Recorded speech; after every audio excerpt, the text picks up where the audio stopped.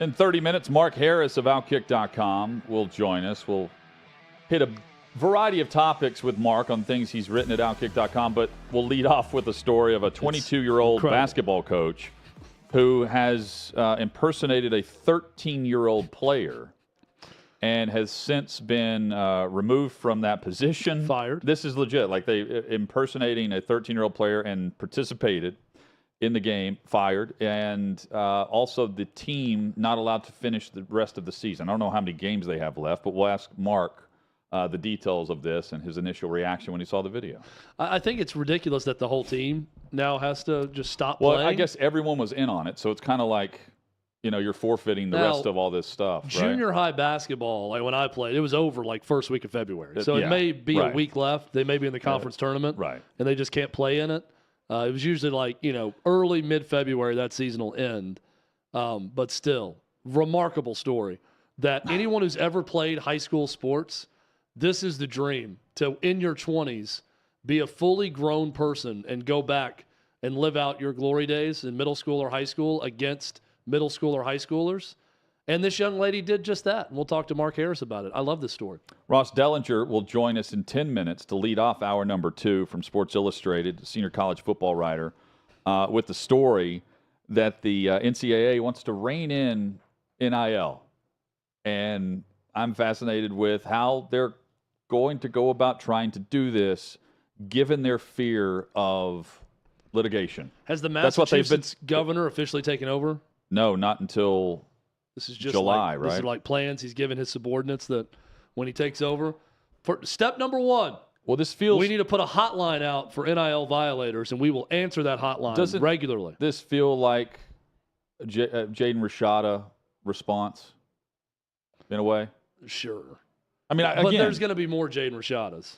And I think that's what but they've always pointed to, well, we got to take a step back. It's on the individual university. It's on the individual conference because we don't want to get sued. And now all of a sudden they're trying to rein in with guidelines, bylaws. Who's writing this up? Who's leading this initiative? Who's funding this project? How long is it going to take to investigate this? Because they take forever to investigate anything. In fact, they normally allow the reporters to do the investigating for them, Yes. which is what the sports media has been doing with Rashada specifically. And So here's the other thing. No one cares. No. Like from a morality standpoint, I mean, I don't know fans of Florida's rivals that cared. They just like the fact that Florida had egg on their face. They weren't mad that they were going to pay Jaden Rashada $13.4 million to play quarterback there. They thought they were overpaying him, is what they thought. So it's ridiculous. Chad, cool scene after the NFC Championship game. Eagles coach Nick Sirianni with his kids at the podium and his daughter mimicking and doing the hands, the busy hands of her dad. And you're the father of 2 young girls. Yeah. What do you think Evie would do at the podium or on set with us right now if she were sitting next to you and mimicking Chad Withrow? It's 50-50 with Evie. Depends on the mood. There could be some days she completely shut down, be a shell of herself, and be real quiet and shy and kind of, just lurk down in the chair and not say much. Mm-hmm. And other days she might do what Sirianni's daughter did and look like she's doing sign language for the broadcast, right? I mean, she is full on mimicking every word he's saying and talking, so much so that the head coach and her father has to look over and say, please stop that. Could see out of the corner of his eye what was going on. I love this so much. I also love, I don't know if you've seen that, someone posted this, the little boy that he has that's in his lap looks just like Brock Purdy in the face. And people have put Brock Purdy's jersey on that's it. Awesome. And they've said this is really, boy, he did Brock Purdy wrong to make him sit in his lap as his father post-game, what the Eagles did to him. I mean, there's been some great comedy that's come out of this. Here's the video of Sirianni at the podium. Each game's a little bit different, but it was great to set the tone there and get the lead, right? And get the lead and put them behind. Taylor, stop it. Taylor, stop. Taylor, stop. Stop it. Taylor, stop. It does look like Brock Purdy. I mean, she was really she could have done that press conference when I'm watching that. Like, she's probably seen enough of her thinking, hey, I can answer these questions. Remember the woman who was doing sign language, but she didn't know sign language? Right. She was just doing it. And someone came back and said, like, the whole thing was a farce. She didn't know it. How do you get that gig? I took sign language as a foreign language at Tennessee. I took American Sign Language as a foreign language. So you're saying, hang on. I've taken a class in American Sign Language. How much could you communicate now? 0. Not even one thing? I know like A, B, C, D. I could kind of start E. Okay. I can kind of go with the A, B, C. I'm screwing up D, I'm sure. This is E. You're doing it better than that woman This is did. E. But yeah, your first thing you learn is the alphabet. And, hey, but then outside of that, based on that one question, I've learned that you don't know sign language all that well. But somehow this woman was able to get in front of the media and sign, the speech that was being given, and no one batted an eye at it until someone trying to tune in knew that it was. I could fake it properly, knew probably that it as well was as she did. I would get caught quickly by someone that actually knew sign language, but I could fake it. We'll have Matty Ice sign our show for the rest of the broadcast. Fluent in 7 languages is Matty Ice. Ross Dellinger next. We're talking NCAA and NIL regulation.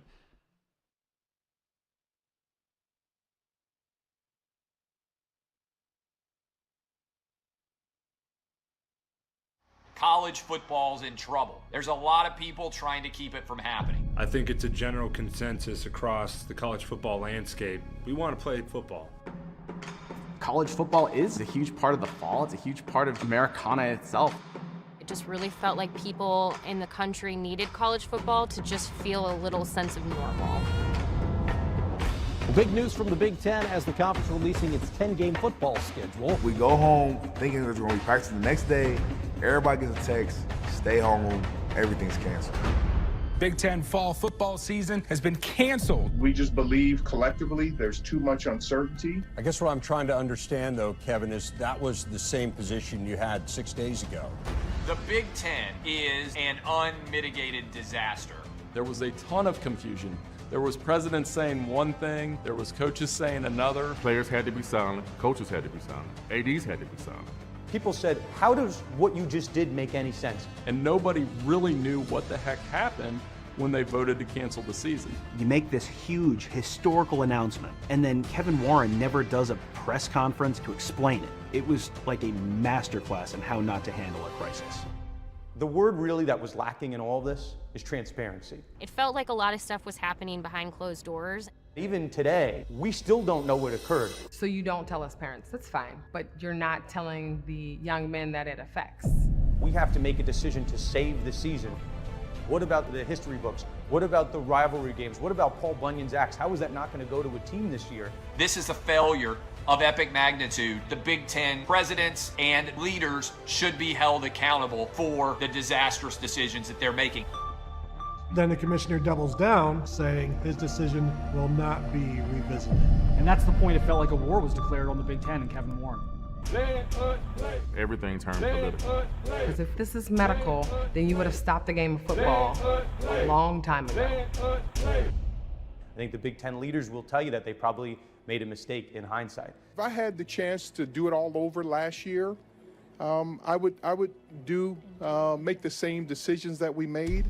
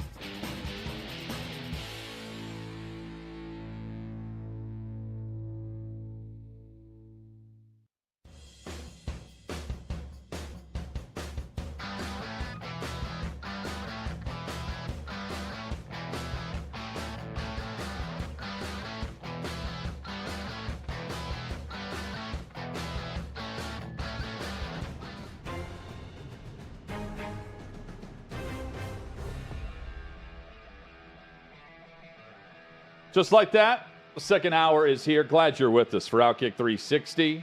Hutton and Withrow with you. We'll check in on the Senior Bowl. Our Trey Wallace from Outkick.com will chime in hour number 3. A headline to hit immediately. And look, I'm skeptical because I heard what the NCAA did and said when NIL was allowed. Right? But Supreme Court, they took a step back and they pointed to the individual institutions, the individual programs, the individual conferences. And now the headline from Sports Illustrated and Ross Dellinger, who joins us. The doors are opening for NCAA to close in on NIL violations. Ross, is this directly in response to what we've seen from Florida, what we've seen from Rashada, or is it more than this? Not necessarily. So this has been in the works actually for several months. We know that, I kind of take you through the timeline. July 2021, obviously we all know that's when NIL began. And around spring of 2022, so around this time last year, we saw, the recruiting cycle, the first recruiting cycle with NIL end. And we saw a lot of, obviously, NIL-related issues arise from administrators to coaches. We can go back to the May flap kind of between Nick Saban and Jimbo Fisher. And there was a lot of public outcry from coaches and administrators to have the NCAA begin enforcing NIL and NIL-related rule breaking. So it really goes all the way back to pretty much last spring. And that kind of led to this past October when the NCAA passed a lowering of the standard of a violation. So basically, it gives investigators, NCAA investigators, a little more leeway to charge schools with a violation around NIL. And that took effect January 1, but it was actually passed in October. So well before the Rashada stuff. But the Rashada stuff is certainly the exact kind of issue that administrators and coaches around the country want the NCAA to investigate and prosecute and levy penalties against. Ross, it doesn't surprise me that what was intended to be NIL, name, image, likeness, very quickly became pay for play with these teams and with these collectives. But what does surprise me a bit is how quickly it was reported on as such, that it was just accepted fact that this is the value of a player. This is what's rumored that they're getting to go to this school. This is what it's going to cost to get another player. And there was no real subterfuge in terms of what was going on. Is the scope of that coverage and the way we've talked about it in the media, is that a big part of this, that people aren't even hiding it in terms of pay for play? Well, I think it is. I think it's a combination of media coverage of NIL and NIL recruiting. But in order to have media coverage and stories, you obviously need sources. And there's been a lot of people, whether it's those taking part in the NIL recruiting and rule breaking, or those victimized by the NIL or NIL rule breaking, that are talking.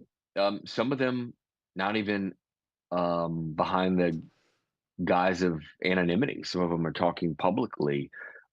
Boosters, NIL collective CEOs talking about the issues and what's going on, what we're seeing, which is, NIL being used in recruiting. And, whether it's agents or administrators or boosters or coaches or NIL executive types, collective executives, you are seeing a lot of people talking publicly about NIL in private, in public, and on the record, and off the record.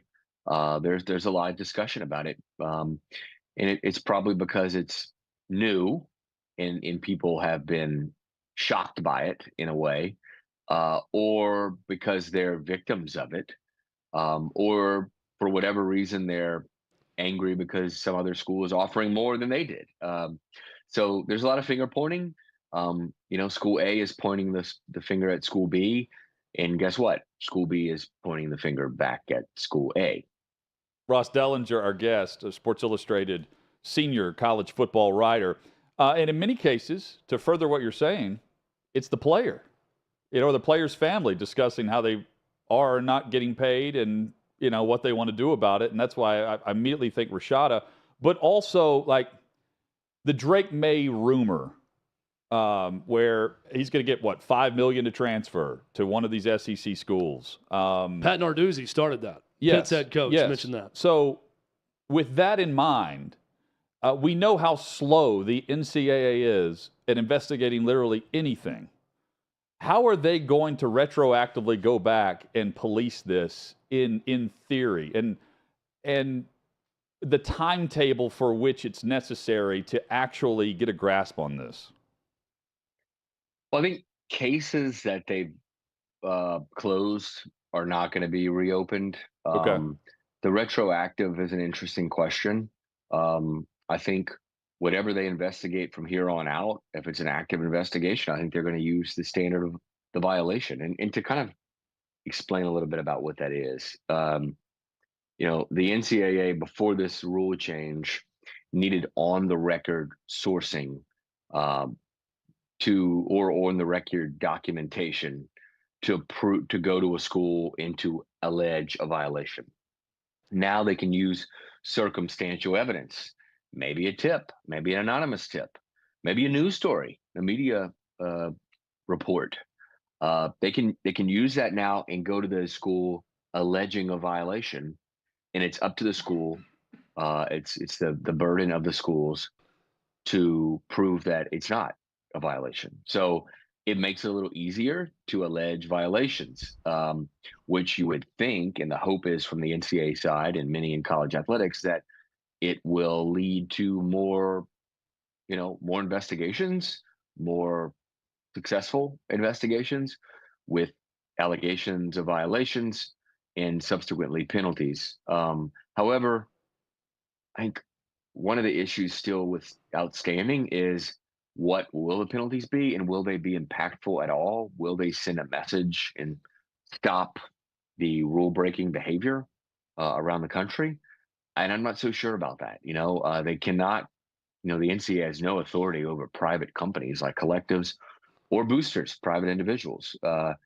And so the plan, I think, is to penalize schools with fines and potentially require schools to disassociate from boosters who are breaking rules, allegedly breaking rules. So it'll be really interesting. That's going to be the real test when the NCAA levies its first, penalties. What will they be, and will they really affect how everyone else around the country is doing business?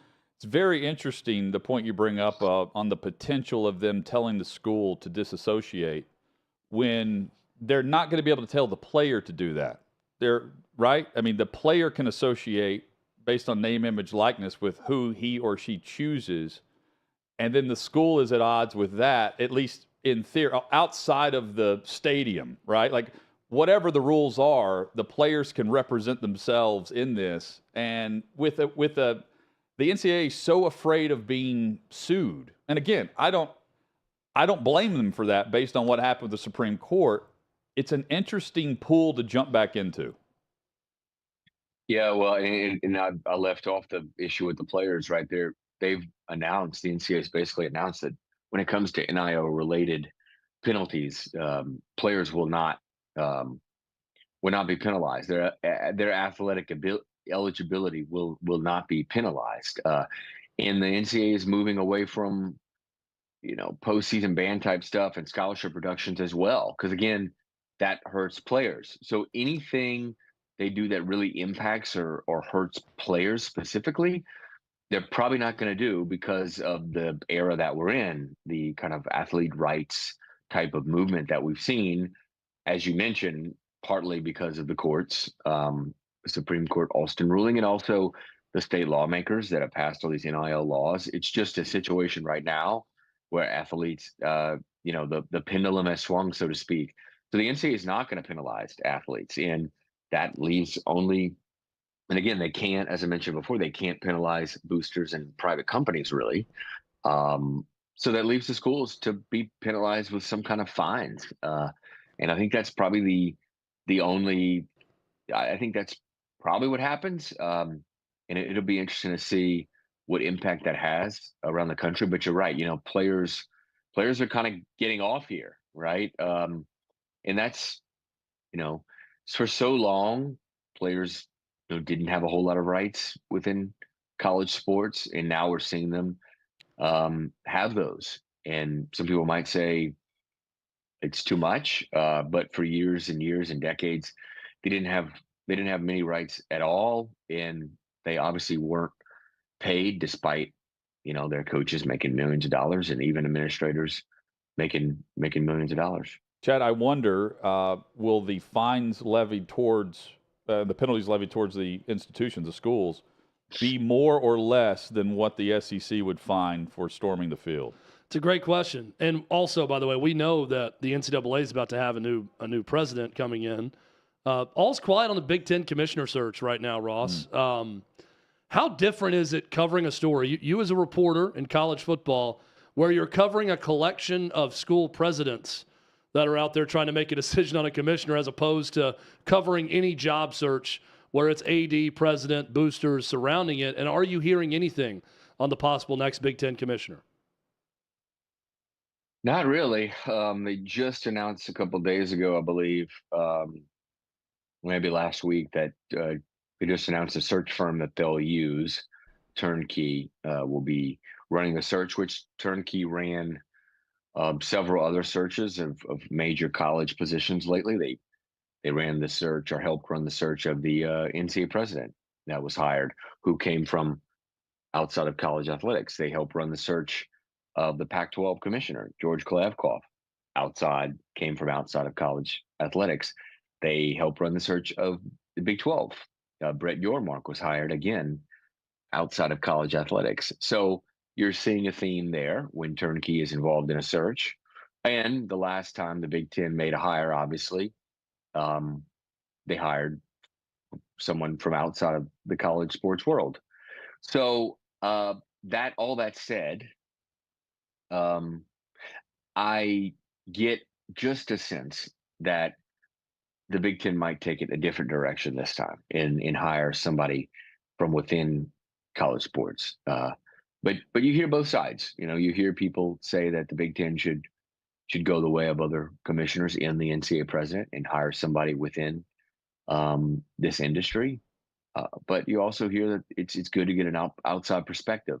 However, given the fact that they went outside for the last commissioner hire, and some would say that there were issues that certainly cropped up, especially between Kevin Warren and the athletic director room within the Big Ten, that they need somebody within the industry this time around.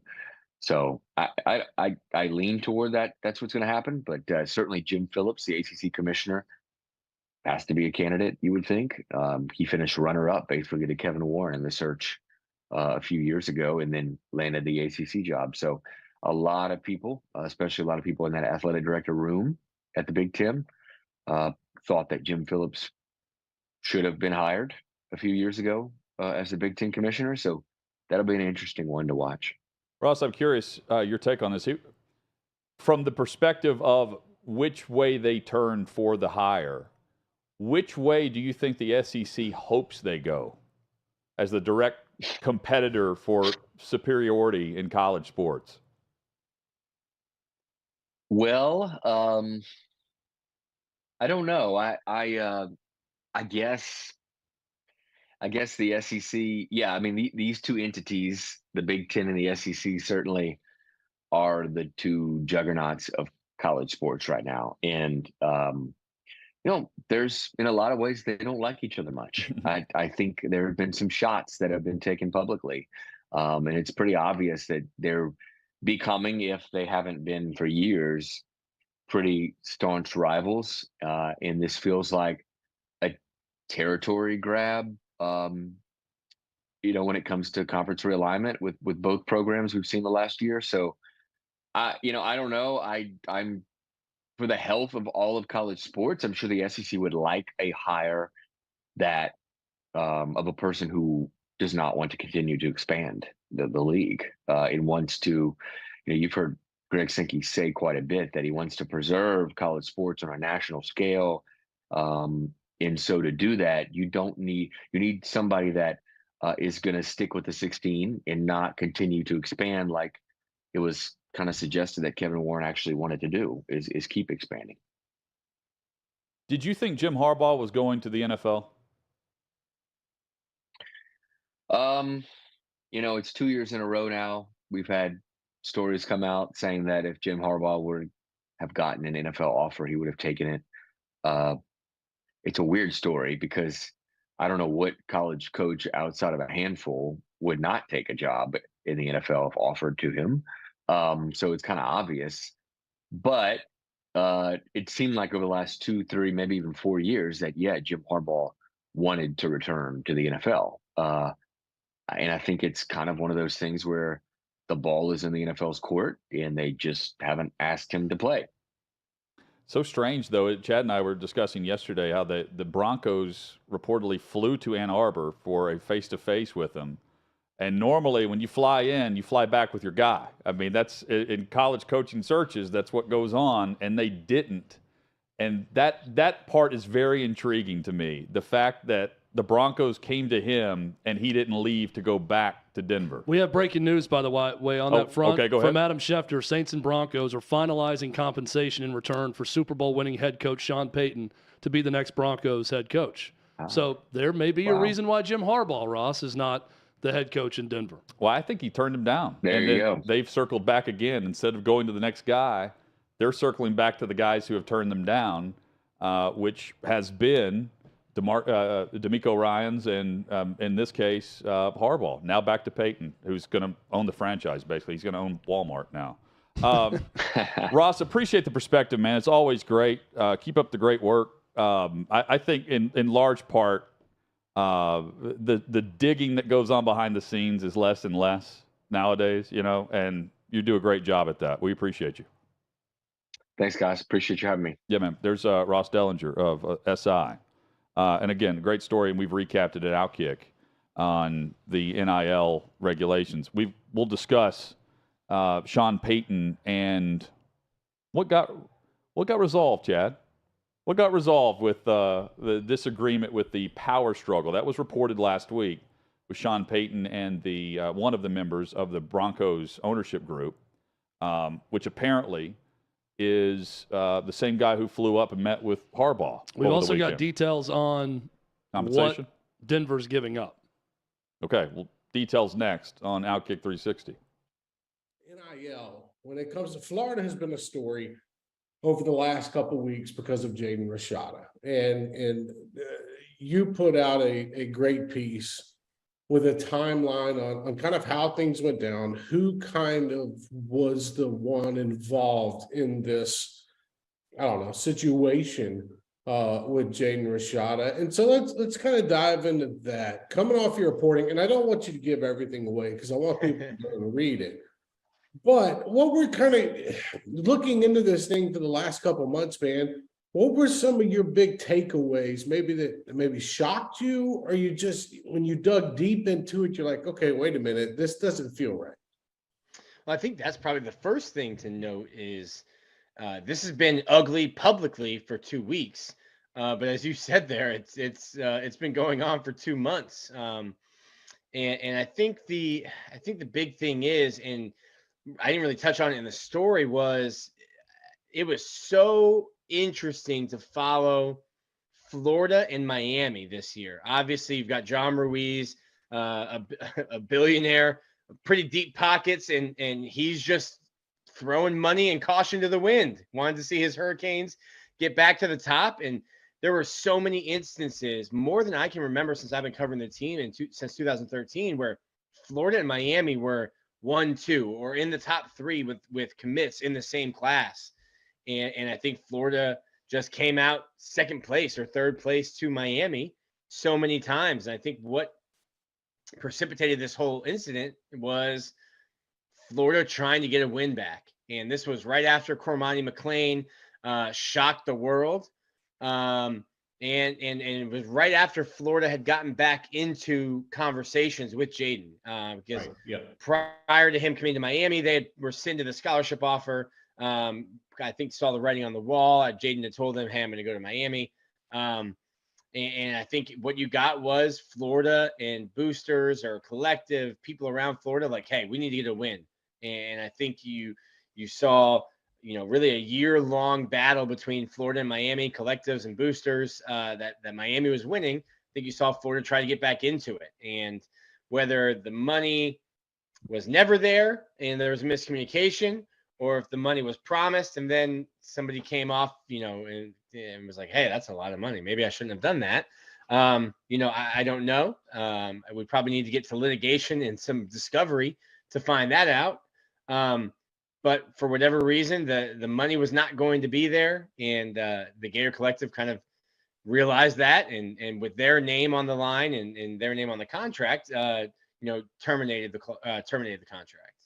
Why do you think we've gotten into besides the rivalry between Miami and Florida, Cristobal coming down to Miami, Billy Napier's at Florida now, you got Norvell, a lot of people thought was hanging on by a thread at Florida State. Now he kind of turns it around in 2022. Okay, so he's set for the next year or so, maybe 2 years. We'll see. Well, why do you think it turned into a pissing match between Miami and Florida? It's like when NIL struck, it felt like those two teams, and not Florida State. I'm not trying to diminish Florida State, but it felt like Miami and Florida were just going back and forth and seeing who could either outbid the other, or B, take it one step further when it comes to recruiting. Is it because of Ruiz, and is it because of some of the boosters at Florida? Is it that simple?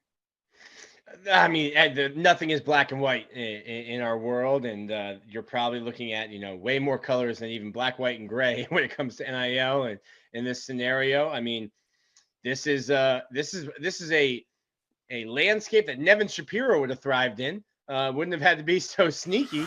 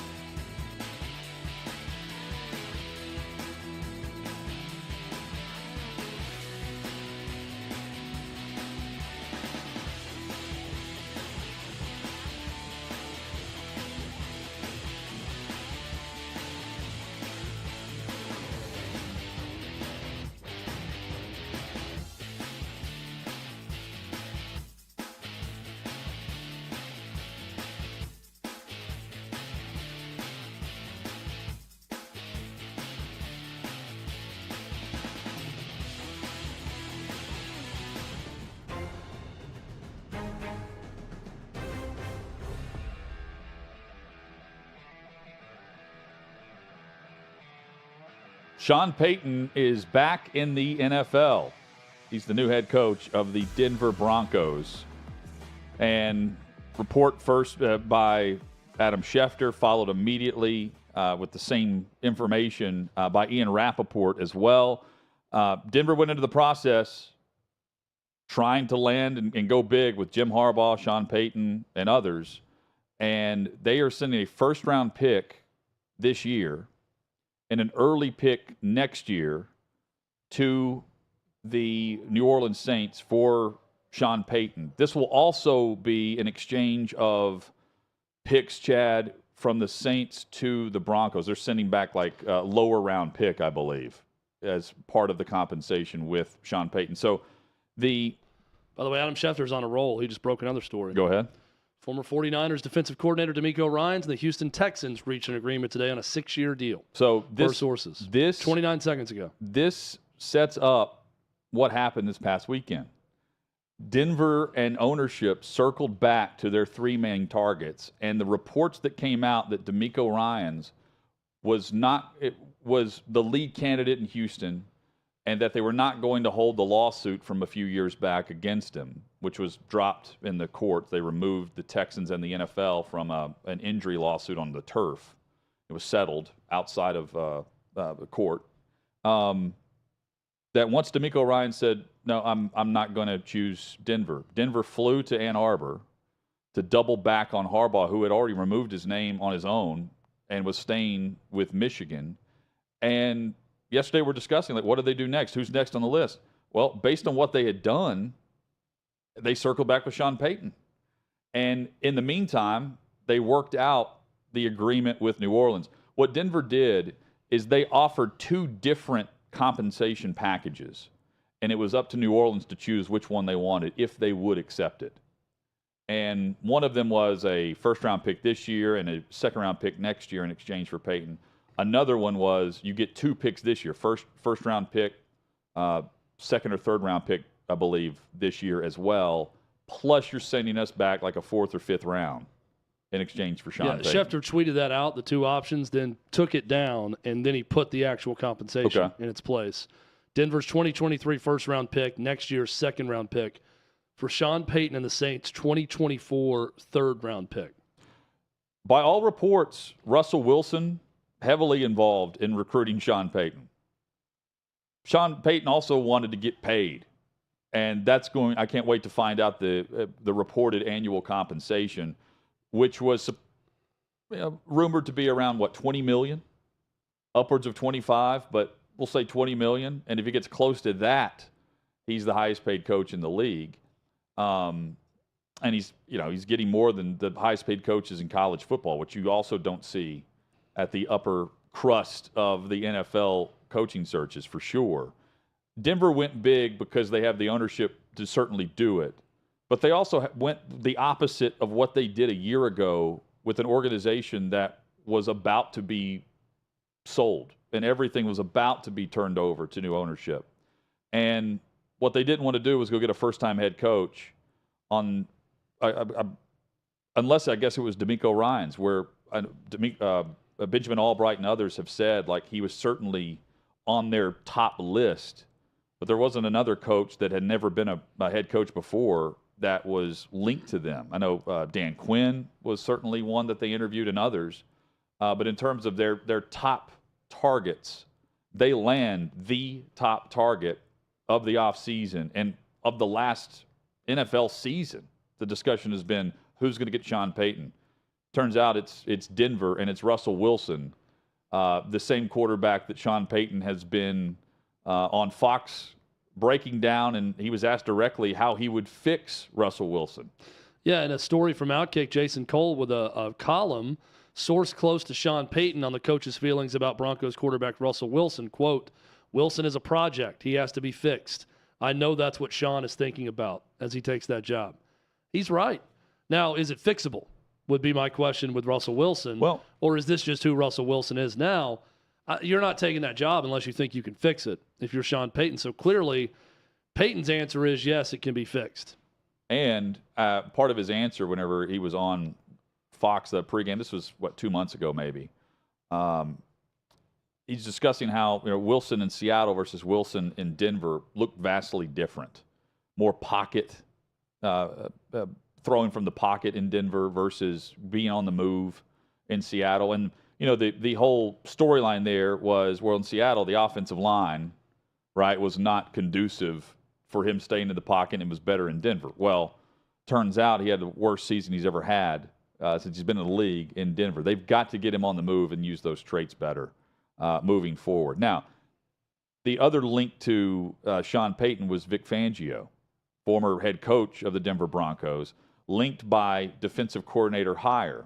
And Fangio, over the weekend, chose the Miami Dolphins and Mike McDaniel. And with all this going on, Denver didn't want to bring back their head coach. I'm just spitballing here. Or it came down to Fangio not want to go back to the organization that had just fired him, which would also be awkward. But you're also working for Sean Payton, who, if he's wanting to bring you in, pretty safe. And with that defense and what Fangio's known for the last 2 times he's been a defensive coordinator, he will be back and he will be a head coach again in the NFL. Not if, but when, based on the success of his defenses. Meanwhile, in Houston, media there's rejoicing. Yes. Demeco Ryans in the hire.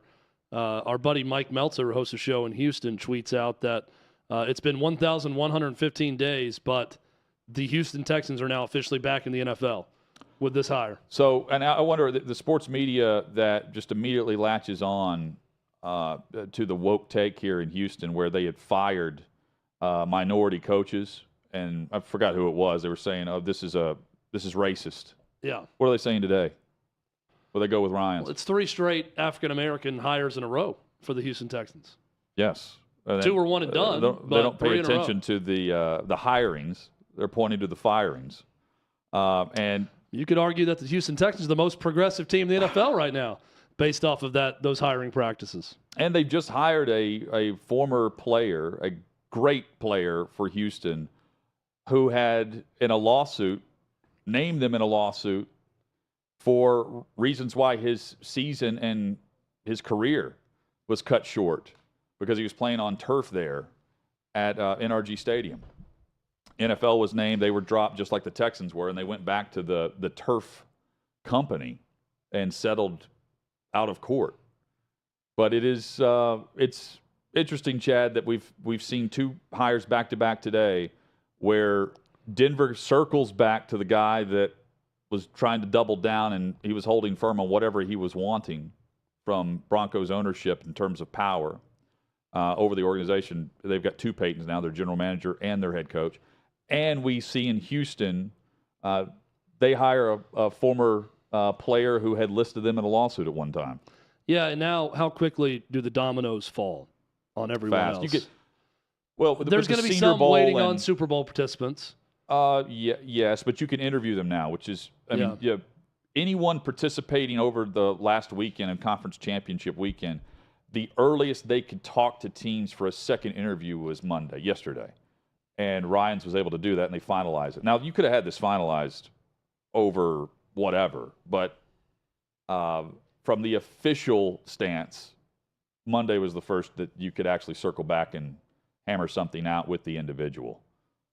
Houston got it right here on the options. If Sean Payton wasn't going to go there, if you weren't willing to pay the compensation, you get the guy who is straight leadership.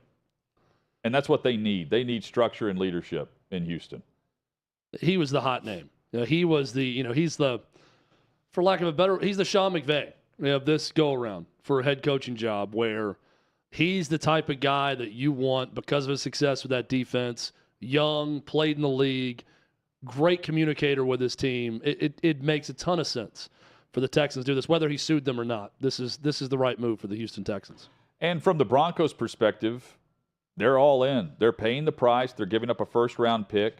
New Orleans is getting a first and a second in exchange for Payton's contract, headed to the Denver Broncos. And no excuses now for Russell Wilson. You're all in at quarterback and your head coach. You're locked in no matter how it goes now. So who do you point blame to? It'll be George Payton, their general manager. But if Sean Payton's not going anywhere where he's not going to have personnel control. I mean, it's all on Russell Wilson at this point. It's look, the new guy always gets the benefit of the doubt, as opposed to someone who's been there before that's had some rough times. It's a rough year for Russell Wilson. If it doesn't work out, they're not going to blame Sean Payton in Denver. They will blame Russell Wilson for back-to-back years and just say the guy's cooked at this point. So it's on him to make that improvement. We'll find out if he's capable.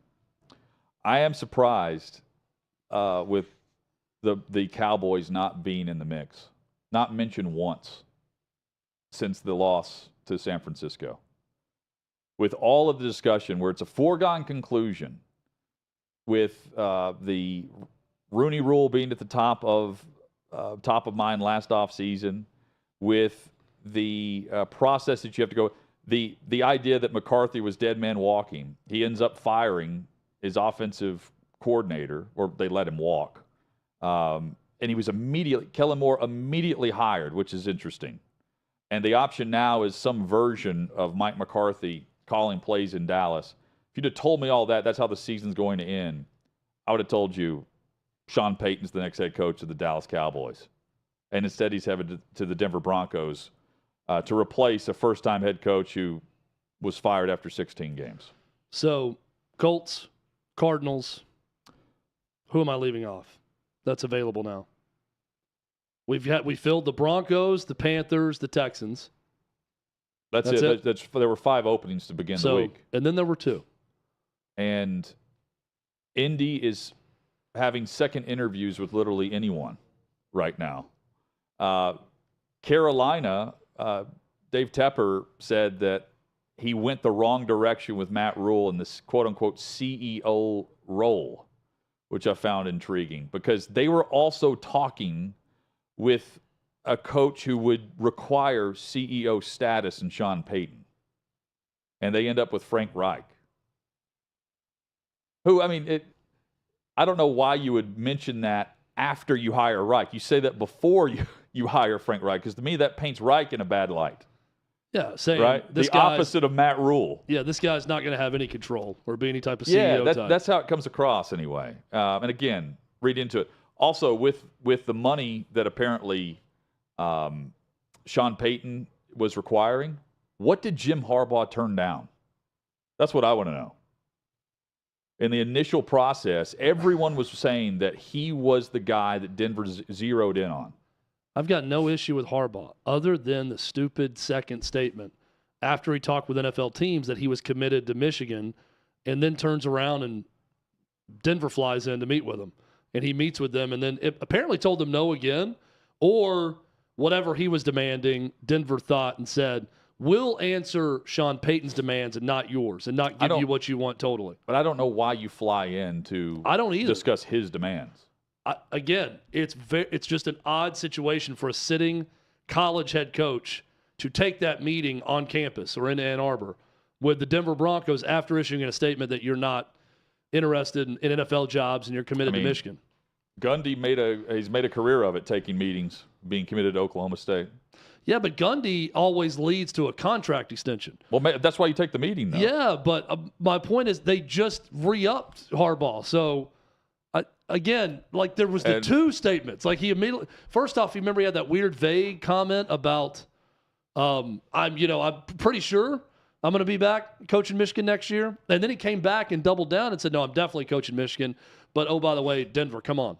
Fly the private jet in. It's weird.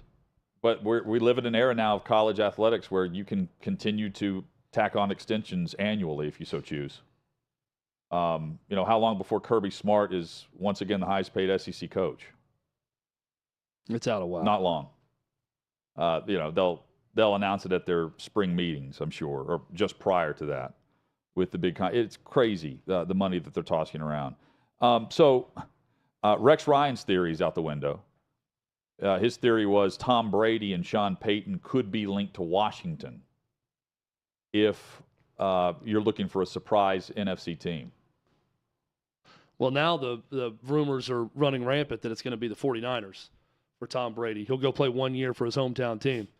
Yep. And play with Kyle Shanahan. And so there's another NFC team to throw out. Well, given the injury circumstances, that's plausible now. Based on the way Brock Purdy was playing and knowing you had Trey Lance coming back from injury, it didn't make it. While it made sense for Brady, I didn't know if it made sense for San Francisco.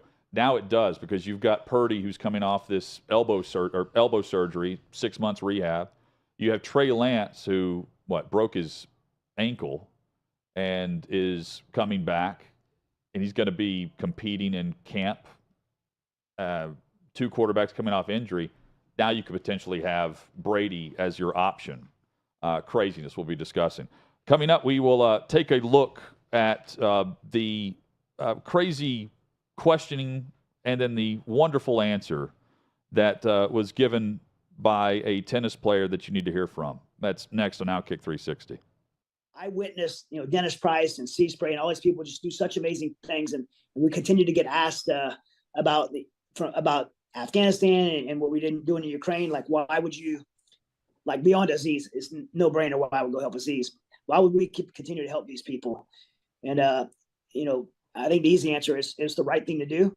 When the governments of the world completely failed, including our own, it was very discouraging. But what brought me hope was to see that when the governments of the world failed, good people stood up and did what the governments wouldn't do and couldn't probably do, and did the right thing.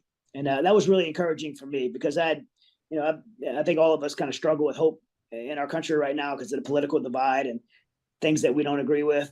But it was really hopeful to see that when the governments don't do the right thing, people do. And one of the things myself and C-Spray were asking in this interview is, why would you do it? And of course we said, because it's the right thing to do. But C-Spray was asked a question that I think is important that we can all learn from. He was asked, was it worth it? Was it worth it? And he said, it doesn't have to be. It doesn't have to be worth it to do the right thing. And whether it's something like this or in your personal lives, I think we all have the ability to do the right thing in our own little spheres of our life. And we always try to balance the ROI. What are we going to get out of it? What's the return on investment? But it doesn't always have to be worth it to do the right thing. And in this case, I don't know if it was worth it or not. I thought it was worth it to Aziz and his family and the 17,000 Afghans. And I believe that burden God put in our heart. I think it was worth it to God for us to be obedient and go do that call. But I think the world could learn something from this, that there is hope, that there's good people around and will stand up, do the right things. People that supported us were not people that I typically agree with. There's a lot of people that follow me on Instagram that hate me and bash me for my conservative views and stuff like that. But they were writing me like, hey, I don't like you, but what you're doing is awesome. And where can I support? Where can I give money? And it was so cool. And we had this Jewish organization that they wanted to pay for 2 planes, which was like $1.5 million, a big donation. And they called me back and they said, hey, we tried to make the donation, but we can't do it. And I was like, oh, why? Did I give you the wrong routing number or something? And they said, no, we're a Jewish organization. And Mighty Oaks Foundation, my foundation, is a Christian organization. And we can't give you that money. And I said, okay, but you do realize we're rescuing Muslims, right? And we kind of laughed and moved forward and they made that donation. It was just an amazing moment in time where politics, religion, like nothing else mattered besides good people standing up and do the right thing for other people. And it'll always be like just super special to me to have been part of that. Yeah, no, I mean, it's the whole thing. And like I said to the audience, go ahead and get the book, Saving Aziz. You can get it anywhere you want to get books. It's an incredible story, and I think it's something young people especially should learn about. And everyone, because it does go to show that there's good people. You know, everyone wants to be at each other's throats these days. That's kind of what the media teaches you to do. Hate each other. Everyone's a villain. If you disagree, you have to hate. Not true. Not true at all. So I think your story is you know, represents that you can, a lot of good out there. Now on the Ukraine, because I do want to talk about this because the war is ongoing. What was your experience when it comes to the situation in Ukraine? Well, it's changed. It's changed since I began. You know, it started in February. We had ceasefires on the ground before the invasion because we knew it was coming. We were watching it unfold. And then I went immediately after the invasion. I was in Ukraine, you know, days after the invasion. And originally we went there to see, you know, hey, how can we help? Afghanistan is a lot different. People couldn't go in Afghanistan and load up mass amounts of people to get them out. We were able to do that. Ukraine, people could drive a bus across the border, open the door, load it up and get people out. So the mass evacs were not something we needed to do. And, you know, one of the things about special operations is you do what's special, you do what other people can't.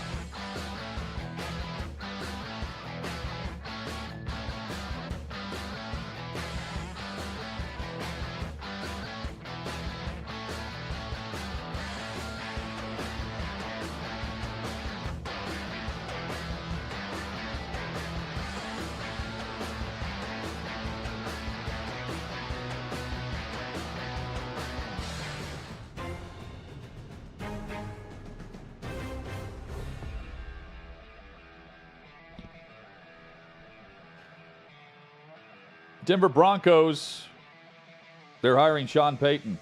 And in the last 2 off seasons, they have now traded 3 first-round picks and 3 second-round picks, plus other compensation in exchange for Russell Wilson and Sean Payton, who agreed to whatever Denver circled back with after they went on the road to Ann Arbor secretly to double back with Jim Harbaugh. Report from Ian Rappaport that they had just done that recently with Demeco Ryans, who had also just removed his name from consideration. Today, according to Rappaport. Which was and finalized immediately after the report of Sean Payton that Demeco Ryans is the new head coach of the Houston Texans. Yeah, this is the exact tweet from Ian Rappaport. Unbelievable. The Broncos spent today trying to hire Demeco Ryans again before he recommitted to the Texans, sources say. When he agreed to terms with the Texans, they moved and finalized Sean Payton. They've gone back and forth. It's the figure eight of coaching. Isn't it weird, though, that Sean Payton isn't somebody's first choice to make that move? Well, not if you have a top three and you don't want to give in to whatever he wanted in terms of the power. And again, we don't know. That was just the report. And then it comes down to, okay, our two other guys are out. Sean Payton or bust is how they viewed it. Yeah. And they were, by all accounts, they're the only team that was in on it. Well, it's clear the mandate was, go big or go home for Rob Walton and his first big hire. And they went big.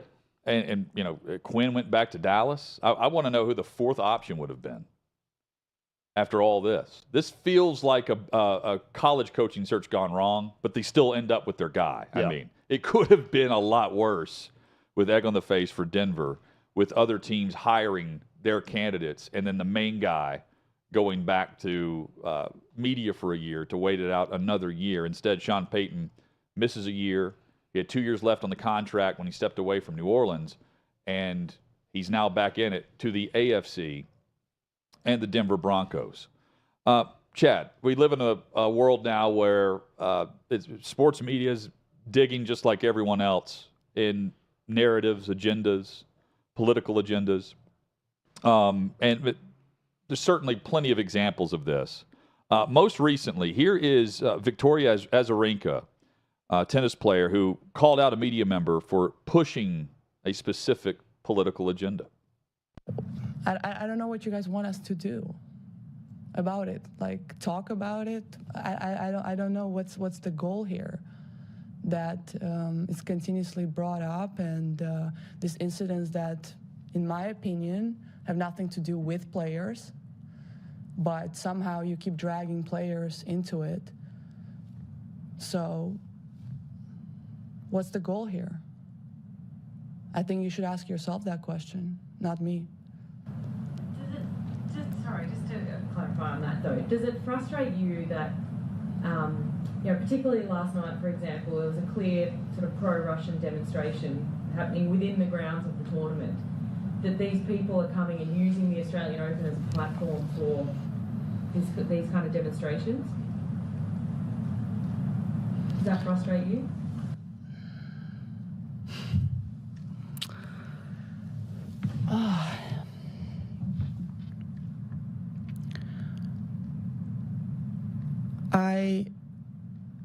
Whatever the answer I'm going to give it to you right now, it's going to be turned whichever way you want to turn it to. So does it bother me? What bothers me is there's real things that's going on in the world. And I don't know, are you a politician? Are you? Are you covering politics? No, I'm a sports journalist. Yes, and I'm and I'm an athlete. And you're asking me about things that maybe somebody says are in my control, but I don't believe that. So I don't know what you want me to answer. And if it's a provocative question, then you can spin the story however you want. Refreshing to hear from Azarenka there, and I think we will see more players, coaches, be able to slap back if they so choose based on whatever's being pushed their way when the media doesn't get the answer that they want. Todd Bowles comes to mind. Yeah, this past preseason. Jenna Lane of ESPN about being an African-American head coach in the league. This is great by Azarenka. She is, just a little background, she is from Minsk, Belarus, former Soviet Republic. She's being asked about pro-Russian demonstrators at the Australian Open. and she's refusing to talk about it or answer it. And her rationale was perfect, because whatever I say is going to be spun whatever direction politically you want to take it, and then that's going to be the story you write. And I'm tired of answering those questions when I'm here, just getting done playing a tennis match. Well said by her. She lives in Scottsdale, Arizona now. But Hutton, I thought it was very well articulated by her. For someone that English is a second language to her, I could not have said it better. She handled herself well, with poise the whole time, and she wasn't going to go there. But we see this constantly. It's this game of, I'm writing this column about this, so I'm going to serve you up, and you give me the soundbite I want, but I've already made up my mind that I'm writing this. I'm writing this viewpoint. This is going to be my narrative. This is my worldview. Now help supply the air around that by giving me a comment, and then I can run with it however I want. That's exactly what's happening with this question. Well, but also keep in mind the first question, and you tell me where the agenda is here, keeping in mind this is the Australian Open, that Novak Djokovic's father had been photographed with a group of pro-Russian supporters during the week, and her thoughts on the pro-Russian storyline. So when we pick up, that's her initial response, and then the follow-up from the reporter, again, trying to push whatever narrative they're out there to get. And she's exactly right. No matter how she answers it, she's either going to be, listen to this wonderful answer on this specific topic, or it's going to be, how dare she answer this way? Yeah. And, I mean, there's no coincidence that Djokovic's father is the one that they're tuned into there in Australia, given the fact that a year ago he was deported from the country because he wasn't vaxxed. She had three options. One, give them the answer she knows they want, and then they can write the story she never wanted to be a part of with the quote that she never wanted to be a part of. Two, she can fight back against whatever the reporter's narrative is and say something that's probably going to get her in trouble on social media and with the rest of the media. Or three, do what she did and not really answer the question and explain why you don't want to answer the question. I applaud her for doing just that. Yeah, and very well said. And, you've got like Andrew Bogut, who's retweeting saying this is spot on, thank you, and others that are giving her credit. And I think others will take they'll take this and, rinse and repeat, quite frankly, with some of the, Todd Bowles is a great example of how he just responded. He was like, look, I'm a coach in the league. I'm not going to put myself in a certain box or in a certain corner and answer this a certain way that then turns into a topic that I'm either endorsing or refusing to endorse. And he's right. And it's going on as they're preparing for the upcoming season. Well, Jenna Lane had a rough year in that Bucks locker room because later on she had the whole back and forth. That's right. You're injured all the time. You're never available when she's asking someone a question, and the teammates did not take kindly to that. Rory McIlroy and Patrick Reed went back and forth, both on the driving range and on the course. Coming up, Mark Harris is going to join us. We'll dive into the storyline and the rivalry between the two. And a very intriguing storyline with Reed is he caught cheating again or not, where he claims to have spotted his ball that was caught in a tree. But then later there are reports that they actually identified the wrong tree that the ball entered. So how would he have spotted his Titleist Pro V1 properly? And he said he got lucky. Get Mark's take on that. Trey Wallace is also down in Mobile. Coverage from the Senior Bowl for Outkick this week. Plenty of storylines. College coaches, head coaches, there in Mobile. You've got NFL coaches, general managers, staffs being put together, quite frankly, immediately now with all the hires going on.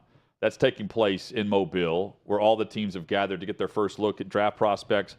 And the headline with Hendon Hooker, who was allowed to attend despite not being able to play with the ACL. All of that and more in hour number 3 here on Outkick 360.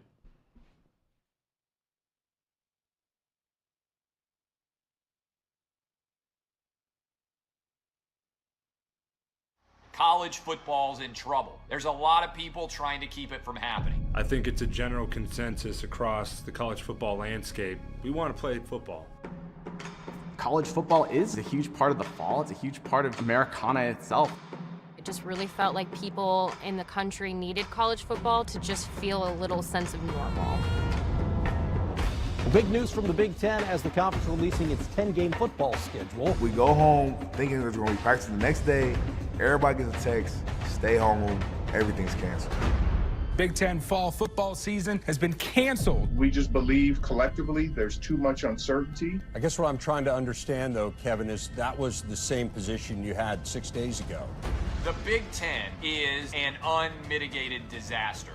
There was a ton of confusion.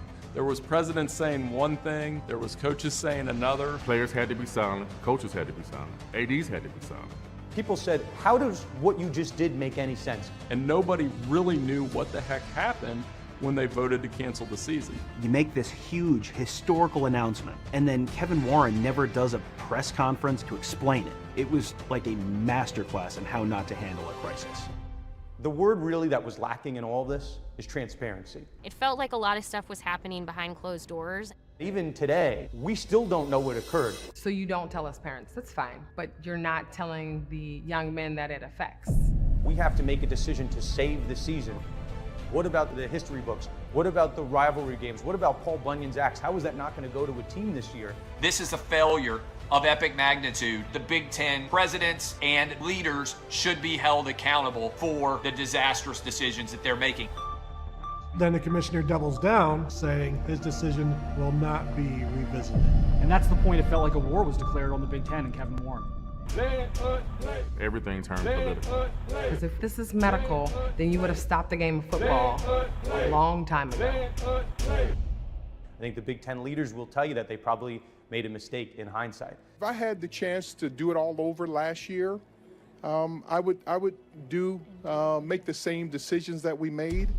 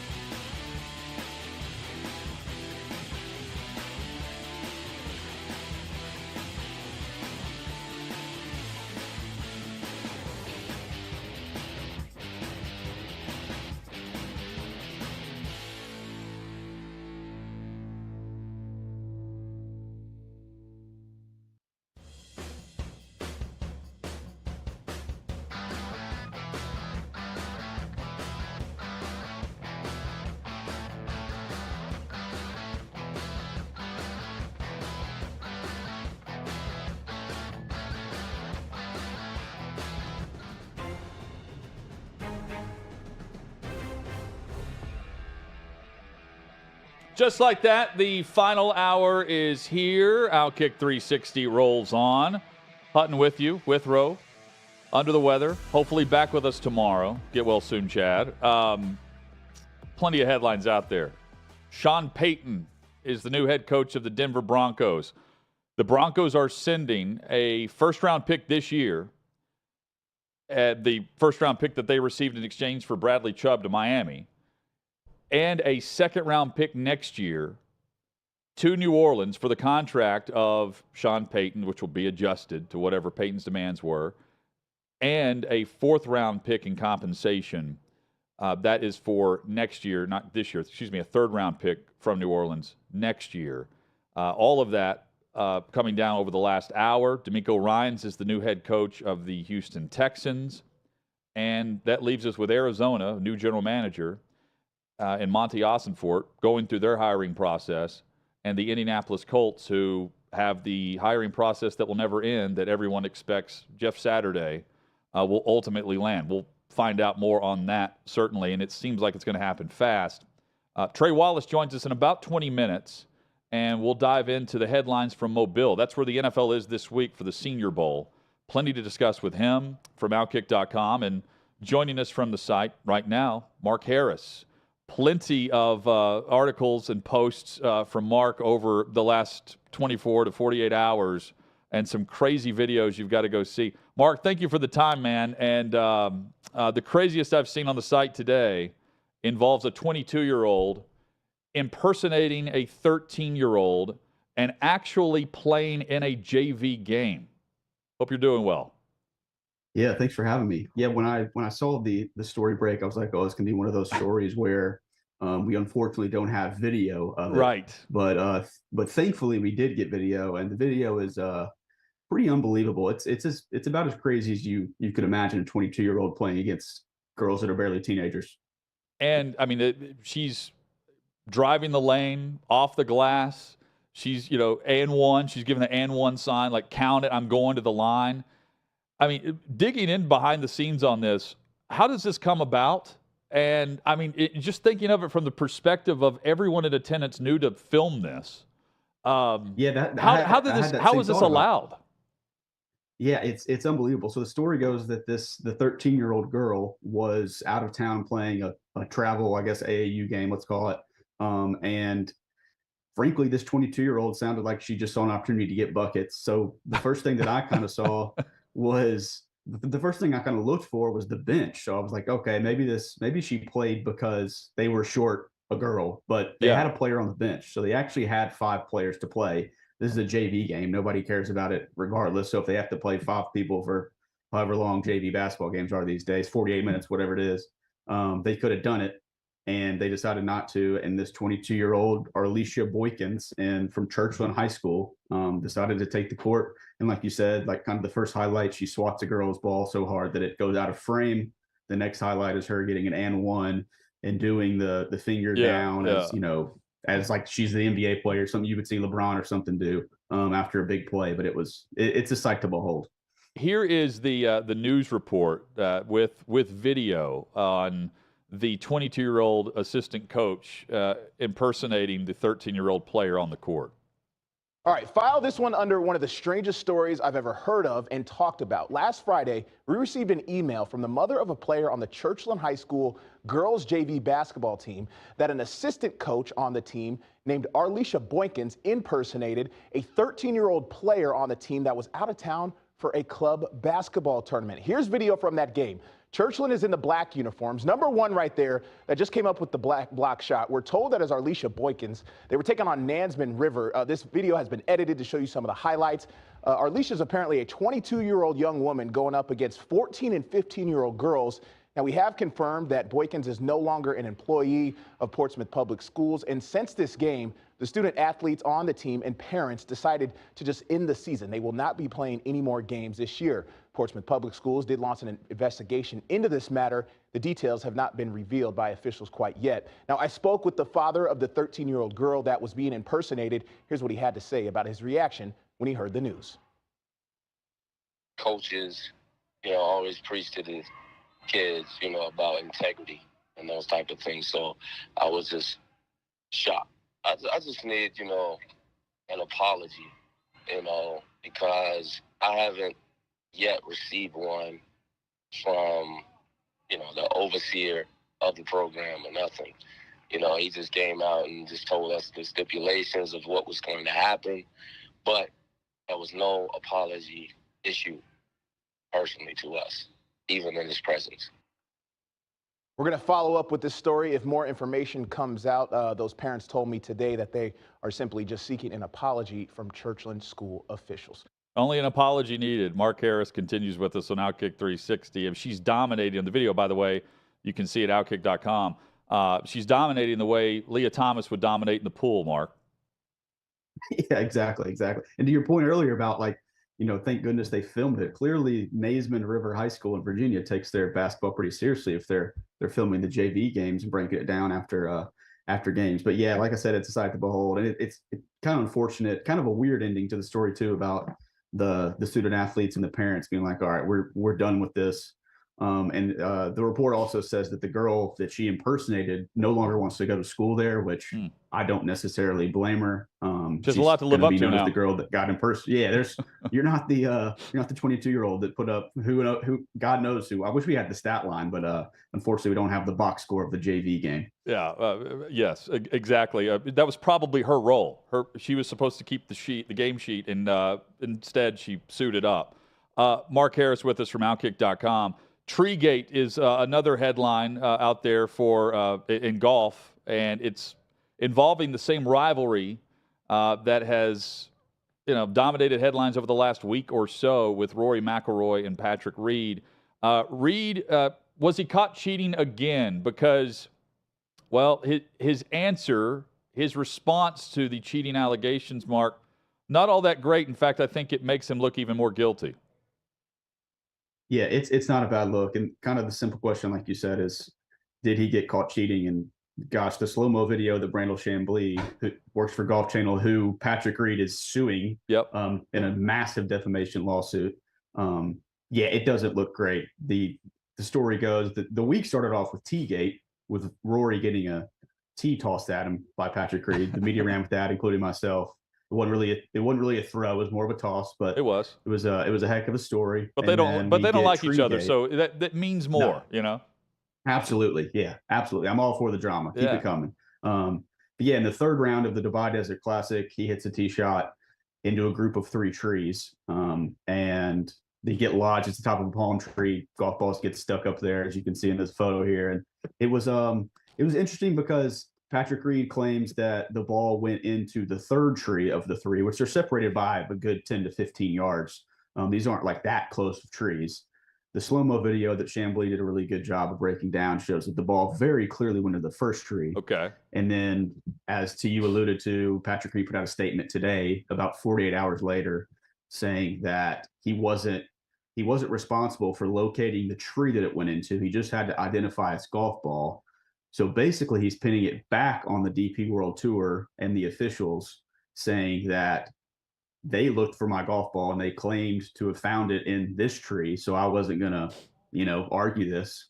And the big deal here is if he didn't identify his golf ball in the tree, he would have had to go back to the tee and re-tee playing his third shot. Instead, he drops it underneath the tree as it unplayable, plays his third from there, makes bogey. It kind of sucks that the tournament was overseas in an 8-hour time difference. Yeah. Because it was a heck of a tournament. Rory wins by 1 over Patrick Reed with 2 birdies on the last 2 holes. So it was a heck of a week. The golf gods surely blessed us this week. Yeah, but who finished third? Do you know? I don't know. Okay, Davey will text me in a moment. But to me, that's the big contention is like if the prize money and the differential based on what could have been a penalty. Having to go back and tee it up again instead of just making bogey on that. And here's the other thing, like Chamblee is pointing to, and he's not wrong if you think about it. He's like, these trees are likely littered with Titleist Pro V1s. So if you're playing a Pro V1, you can just point to it and say, yeah, that's my golf ball. And Patrick is like, I just got extremely lucky in finding mine, which, is it likely that that's the only golf ball in the tree? Probably not. Right, exactly. And all these guys, 95% of them are playing a Pro V1. They all mark them with a specific marking, or they have their initial on it, whatever the case may be, which can be unique to your threesome or your twosome playing that afternoon. But if you got 60 golf balls, I mean, you can see in the video where there's 15 golf balls in that tree alone. I'm going to guess that 10 of them are Pro V1s regardless. So, yeah, I mean, you can call it a lucky break. You would like to give Reed the benefit of the doubt, but that ship has sailed many moons ago with how many kind of allegations that have surrounded him in the cheating space. Where would you put him on the unlikable meter in golf? I've heard he's not the most well-liked professional on tour. Yeah, he's right up there towards the top. Most casual or like diehard golf fans would probably rank him number 1. But the thing is too, is this isn't like a 250th ranked golfer in the world. Like Patrick Reed has a green jacket. He Yeah. has 9 wins on tour. When he's on, I would put him as a top 25 player in the world. His short game is unbelievable. It saved him. That's how he won the green jacket. He's an unbelievable player. He's just very unlikable. He's kind of like a Stetson Bennett kind of guy. He's good, but he's kind of an unlikable guy, just the kind of way he carries himself. From the moment he got on tour, even back to his college days, he's just not been easy to root for, I guess. He tends to rub people the wrong way with the way he kind of talks and handles himself and all this stuff that seems to always follow him around. And McIlroy's on the opposite end of that, especially with the way he's handled everything by backing it up, even on the range last week, right? In regards to the LIV Tour and his disdain for the players that have done that. Yeah, he's become the unofficial spokesperson for the tour, Rory. He's always been very candid with the media, but this past 12, 18 months, when LIV was even just a rumor, he was the first to slam it. But he's tame with his responses, and the fact that he knows in today's world of golf that maybe the two need to come together and all this kind of stuff. But he also wants adults in the room, which he is claiming that Greg Norman, the CEO of LIV, is not acting like an adult. So they have to get all this stuff. He's a smart guy. Roy's not a dumb guy. There's a reason he makes hundreds of millions off the golf course, on top of the golf course. He knows what he's talking about. And yeah, they're, like you said, they're complete polar opposites in this, which makes it fun, right? I mean, if these were two guys that were kind of tame and it's just kind of a run-in scuffle, you also have the Ryder Cup stuff. They've had Ryder Cup matches together. They have one of the best ever a few years ago where they went back and forth. So they've got a history, which just adds to the entertainment factor of all this, which is, in today's world, I mean, you need that in golf, right?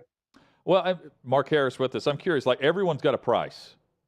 What would McIlroy's price be since he's doubled down so much here? I'm not sure. I mean, it's got to be well north of, I don't know, 500 million maybe. I mean, that's just a number I'm tossing out. But it's like I said, this guy doesn't need the money. Right. He's very settled in. He's won everything but a green jacket. He's got a family now. I mean, he's set for life. So it's kind of like the Tiger situation. He's set for life off the golf course. So why would you go over there for a couple hundred more million? I hope he does it now, just based on the flag that he's flying there on behalf of the PGA. And with that in mind, who's second in command of this leadership role among active players from the PGA perspective? I'd probably put Justin Thomas up there. Just kind of that young core group. Scotty Scheffler's up there. Yep. I'd put Tony Finau. He's been pretty devout to the PGA Tour. Justin Thomas is another guy, but he'll speak his mind. Jordan Spieth is another one. Just kind of that core late 20s, early 30s group of guys that they've won a lot of money on the PGA Tour and they're happy where they are on the PGA Tour. And from the PGA perspective, I wonder what the pitch was initially that got them to respond the way they did, because others took the bag. Right. I think it's a safety thing, right? I mean, they've made a comfortable amount of money and they know that there's no risk in staying with the tour as far as the tournaments they want to play. They're going to get into the Players and they're going to get into the 4 majors if they're eligible, and they, get into those majors if they qualify for them. And that's the flip side of LIV, is we know that Augusta and April LIV golfers that are eligible. So Patrick Reed will play in the Masters, barring an injury or whatever. He will be there because he has a green jacket, and that's how it works. If you win there, you can play in the Masters till the day you die, and I'm sure he plans on doing that, just like Phil Mickelson. So yeah, we'll see those guys there, but that's kind of the big hindering point for the LIV guys. A week and a half, 2 weeks ago, LIV announced that they're going to be on the CW. If it's CW or no distribution, is that really validation that you're getting TV distribution? Or I looked at it and I thought, that's it? I was expecting something grander than what it ended up being. And there's got to be some streaming things to this as well, where they can continue doing what they were doing. Yeah, the CW network was not on my bingo card for the home of LIV Golf for the next couple years. For anything, really. Yeah, exactly. Besides, whatever, they're probably remaking One Tree Hill or whatever on the CW, that kind of thing. That would get me to tune in. But yeah. So they're going to stream. They're going to stream the the first round of Live on the app, and then the weekend round, Saturdays and Sundays, they'll be on their app. Who knew the CW had an app? They have an app, by the way. Yeah. And we know who it's owned by now too. Streaming on the thing as well. Yeah. Yeah. So no more YouTube. So it'll be YouTube. Okay. I'm sure. I'm assuming it'll. I guess. Well, maybe not. I guess it won't still be on YouTube because they're going to want you to go to the CW. But my big thing with like this new season of Live, more money, more events, is for the people that have been keeping up with it. It's no longer the new thing, right? Like the CW, sure, they'll get some more casual fans in that may tune in. Maybe they get a couple big names to join. They haven't announced any big names. Today, Sebastian Munoz he's a top 100 player in the world, but he's not going to get viewership like a name that you would recognize. He's going to make the jump to Live Golf, but it's not new anymore, and they're going to have to switch something up, or you're just going to have this divided crowd of you're going to get your streaming numbers last year, 15,000 people to watch a tournament over in London compared to, a few million watching the Honda Classic in a couple of weeks and on the PGA Tour. So it's going to be an interesting thing to see what it looks like this year, if anything different, even with, like you said, even if they're on a network. Yeah. By the way, Rory won the tournament at 19 under. As you mentioned, Reed is runner-up, 18 under. It was Lucas Herbert, or is it Herbe? Mark, you'll know. I think it's. I've heard people do it both ways. It's one of those names where you can. Yeah, Herbe sounds better. Herbe, yeah, it does. It sounds like you finished third if you're Lucas Herbe, and it sounds like you would have some pull and some opportunity to point out that the golf ball went in tree number 1, not tree number 3 in terms of tree gate, and he finished 16 under. Reed finished 18 under. For the tournament. He's Australian. So there you go. Yeah, there you go. He could. I've heard the name. I just, Patrick Reed and Rory McIlroy dominated. So I was after that. I was kind of tuned out. What happened after that? Well, maybe he's headed to Live Golf if he's not already. Who knows? Based on the money that he can make up there. I wonder what the difference was in the payout. Leave us with this, Mark. Another column at Outkick. Jim Boeheim. What arrogant answer did he give to a very fair question? Yeah, so Syracuse played Virginia last night, and I think the 4th or 5th leading minutes getter for Syracuse wasn't even in the building. He's not there, wasn't on the bench with Syracuse or anything. And a reporter simply asked him the question, where I think his name's Benny Williams. If I'm getting that wrong, I apologize. That it was the 4th man off the team minutes wise. Wasn't in the building, and Jim Boeheim wasn't having it. He was like, that's your most important question to ask after we lost to Virginia, this kind of thing. And then he kind of pauses and he goes, I'll answer your question, but I don't really like your attitude about it. So it's one of those things where I think most would agree in the college basketball world that Jim Boeheim's his clock has ticked already. Probably he's 78 years old. He's been at Syracuse, probably since I've been alive. Which is he's done unbelievable things there, won national titles, but it seems like that was another thing where it's just like, okay, this guy's it's time to go. Which Syracuse isn't probably going to force him out because he's a legend. But if they miss the tournament this year, it'll be 2 in a row that they haven't made the tournament. So it'll be interesting to see kind of, as that rabid fan base, Syracuse. All they got up there is basketball. So we'll see what happens. And they're 13-10. You've got the blue bloods of college basketball right now that are not represented really in these rankings. Yep. It's odd to see like the top 10.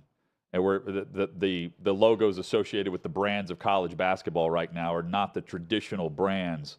Boeheim's one of them. Syracuse is one of them at 13-10. And you mentioned NCAA tournament on track to miss it for 2 consecutive seasons. Valid question. And by the way, you crushed it on Benny Williams. That's exactly who it was. Well, that was right. Yeah. And think about this. At 13-10, you got to come up with some questions like that, right? If you're the reporter. Yeah, absolutely. Yeah. It's better than. It's not like he was the 11th guy off the bench. This is a guy that plays 24 minutes a night. Yeah, if you push back on questions like that, you're going to be asked if you're going to be forced out by Syracuse, right? Like that's coming. If you don't like that question, it could get tougher. Boeheim's faced tougher too. He became the head coach in 1976, so he's been there as long as I've been around too. There you go. Yeah, he was. I was minus 16 in 1976, so he's got me. All right. Well, luckily I'm not that old either. But Boeheim aging out, it seems, with at least the crankiness and his pushback against the media. Mark Harris has been our guest. You can read all of his work and see the videos we've discussed, including the 22-year-old impersonating a 13-year-old in a game where she dominates. It reminded me, next time we have Withrow here, well, hopefully tomorrow, we'll see. Next time you're on with us, he's got to tell the story of he was posted up against Stacy Shell, I believe is her name, and he is just swatting shot attempts out of bounds, layup attempts. He always references this. This video reminds me of that. When you see the arrogance of the 22-year-old facing off against 13. By the way, she must look 14 or 15 years old to pull this off. Right. Yeah, and it's not like she was 6'4" out there playing. I mean, but she does tower over them, though. Yes. Yeah, and like the block on the first highlight, she swats it out of the frame, and she probably doesn't get about 2 inches off the ground. She didn't have to move really. It was I couldn't believe it, and like I said to start off, I'm glad that there was video highlights, because most stories like that you never see the video, it never sees the light of day. But credit to that high school for putting the video out. Yeah, great job with this as well on your end. We appreciate it, man. As always, keep up the great work. Absolutely. Thanks, man. Yeah, appreciate you. Mark Harris, Outkick.com is where you can find more great videos and posts just like the ones we were discussing there. Coming up, we are headed down to Mobile. More Outkick coverage where the Senior Bowl, first day of practice taking place, a list of college head coaches in attendance.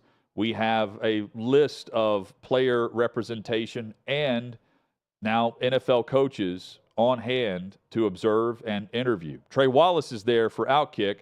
We'll get his observations and big headlines from the NFL gathering in Mobile. That's next. Live coverage from the Senior Bowl on Outkick 360.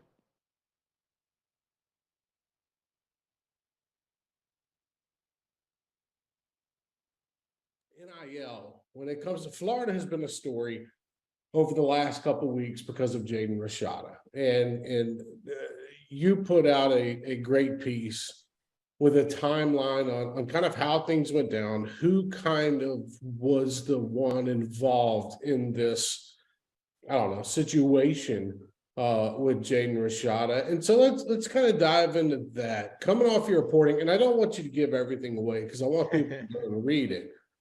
But what we're kind of looking into this thing for the last couple of months, man, what were some of your big takeaways? Maybe shocked you, or you just, when you dug deep into it, you're like, okay, wait a minute, this doesn't feel right.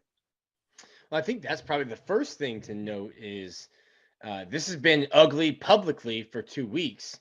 But as you said there, it's been going on for 2 months. And I think the big thing is, and I didn't really touch on it in the story, was it was so interesting to follow Florida and Miami this year. Obviously, you've got John Ruiz, a billionaire, pretty deep pockets, and he's just throwing money and caution to the wind. Wanted to see his Hurricanes get back to the top, and there were so many instances, more than I can remember since I've been covering the team since 2013, where Florida and Miami were 1-2 or in the top 3 with commits in the same class.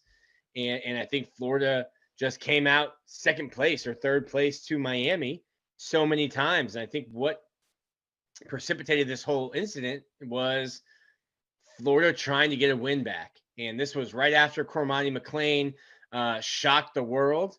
And it was right after Florida had gotten back into conversations with Jaden, because prior to him coming to Miami, they were rescinded the scholarship offer. I think saw the writing on the wall. Jaden had told them, hey, I'm going to go to Miami. And I think what you got was Florida and boosters or collective people around Florida like, hey, we need to get a win. And I think you saw, really a year-long battle between Florida and Miami, collectives and boosters, that Miami was winning. I think you saw Florida try to get back into it. And whether the money was never there and there was a miscommunication, or if the money was promised and then somebody came off, and was like, hey, that's a lot of money. Maybe I shouldn't have done that. I don't know. We probably need to get to litigation and some discovery to find that out. but for whatever reason, the money was not going to be there, and the Gator Collective kind of realized that, and with their name on the line and their name on the contract, terminated the contract. Why do you think we've gotten into besides the rivalry between Miami and Florida, Cristobal coming down to Miami, Billy Napier's at Florida now. You got Norvell, a lot of people thought was hanging on by a thread at Florida State. Now he kind of turns it around in 2022. Okay, so he's set for the next year or so, maybe 2 years. We'll see.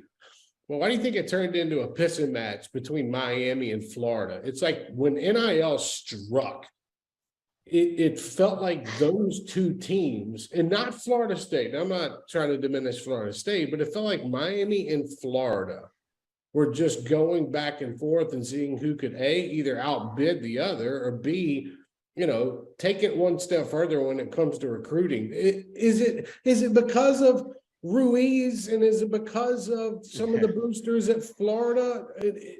Is it that simple?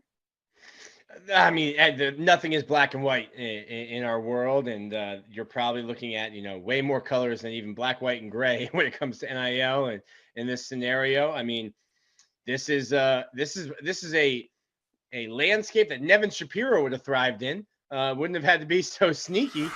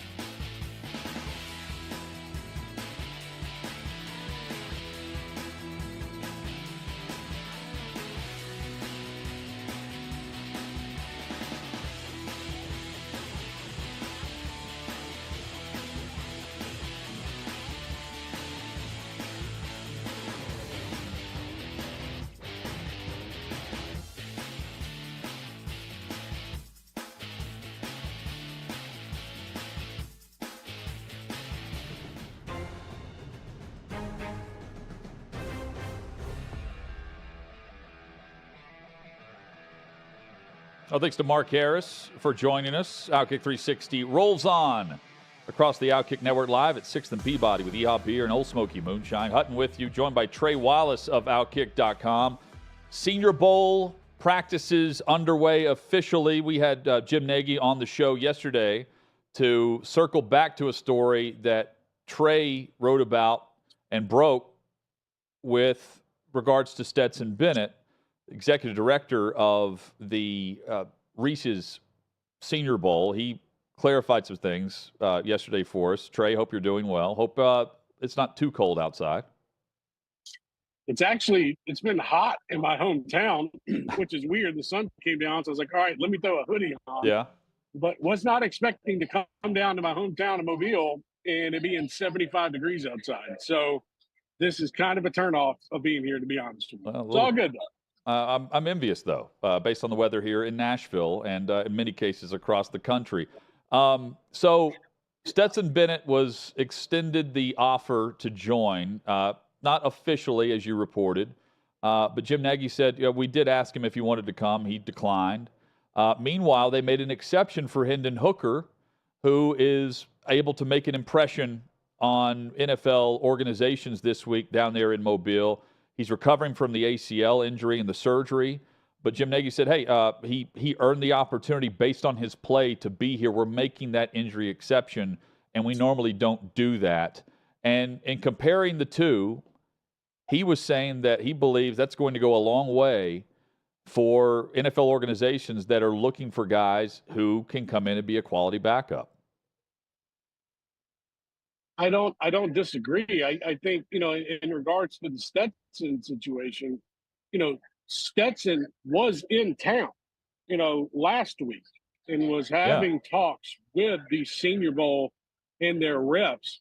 You can go officially, unofficially all you want. But the Senior Bowl said, hey, man, we would love for you to be a part of this. Come on down. And he turns it down. And then you have a guy like Hendon Hooker, who is in the middle of rehab. Let's not forget this. Like, he is down here in Mobile He's in the middle of rehab. I mean, he was on the field a bit ago in a big old brace that you would see, from an ACL injury or a surgery, post-op, stuff like that. And he's down there in the huddles. He's down there talking to coaches along the sideline. He is engaged in the conversation that is going on the field. And speaking with the story that will come out tomorrow, don't want to give too much away, but he's close, Hut. I was told he just told me 2 weeks away from being able to put weight on that leg. 100% weight is what he told me. So if he's 2 weeks away from that, and then he told me earlier in the day that he hopes to start running in March. So this is the kid that is taking full advantage of an opportunity like the Senior Bowl. And I hate to compare the two, like Stetson and Hendon, or if Stetson would have been here, he wouldn't have got a public intox charge in Dallas, which is true. But, they're two different types of stories. For Hendon, he sees this as an opportunity. Okay, look, I can talk to all these NFL teams. I can still rehab at night while I'm here with trainers and whatnot. He brought his own trainer, if I'm not mistaken. And being able to go through this type of stuff and sit down like this is not easy for folks thinking that these players come down to Mobile and they meet with different teams and they ask them cookie cutter questions. What's it like to read an offense, or what was it like under Josh Heupel? Can you read this defense? No, these are hardcore questions. This is about what your girlfriend was doing in high school. Like this is about your personal life. And what better representative of college football than Hendon Hooker to be here? So it's going to go a long way. Now, when it comes to a draft stock, it's hard. This, Jonathan. It's hard to put, somebody if they come back 100%, if he's the same type of player. But in talking with people around here, they could take a flyer on them in the 5th round if they wanted to, 6th round. And 2 people tell me that potentially that happens because it's so advanced now with ACL surgeries. They think he'll be back maybe better than he was before. Yeah, and guys recover differently there. But Jim Nagy, just referencing what he said yesterday, he's a former NFL scout. Now he's running the Senior Bowl. He said that based on their feedback and their own scouts, they could see both Stetson Bennett and Hendon Hooker being as high as a 3rd-round pick. He mentioned second. He goes probably 3rd-round pick if you're looking for someone that you can develop that. And if you're in a situation, Trey, where you've got multiple picks on day 2 and you have the ability, the great fortune of not needing immediate help at the position. Most teams need competition at worst. Some teams don't. Some teams can have the fortune of, drafting a guy and letting him stay behind a relatively healthy quarterback throughout a career. That's what Hendon Hooker is going to require.